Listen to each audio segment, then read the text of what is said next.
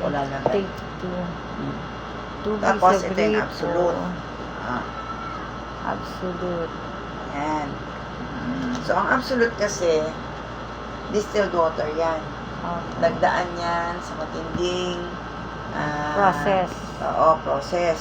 Kasi, di ba, ang mga bata, ano ba iniinom? Absolute. Mga baby, mga Pero sanggol, may diba? acid pa rin pala yun. Oo. Kasi nga, walang minerals. Kasi tinanggal ang bacteria. Pero yung Paano mineral. natin patutunayan na may bacteria? Ayan o, tubig sa gripo. Diba? So, eto siya o. Diba? May bacteria. Kasi, hindi mo naman pinilter yan eh. So, may bacteria yan. O, eto. O, tingnan mo yung absolute. O. Oops. Ayan.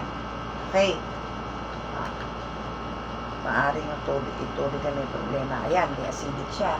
Pag nilagyan mo yan ng sabon, o, just like kukuha ulit ako para makita mo. Gusto ko rin po magkaroon ng ganun, litmus. Ayun naman. Ayun yung tatak. Para dalawa ito test natin. Sunod ulit. Minsan yung baso hindi ko nahugas mabuti. Tignan natin ulit ng litmus.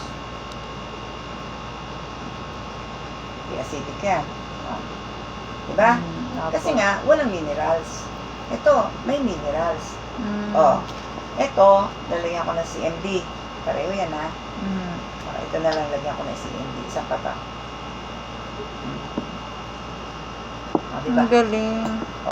Ito, lagyan ko ng Sabon. ibig sabihin, mineral soap to. Opo. Pero huwag mong iinumin. Sabon yan eh. Ang Okay? galing. So, yun. Kaya, dun magpo-prove na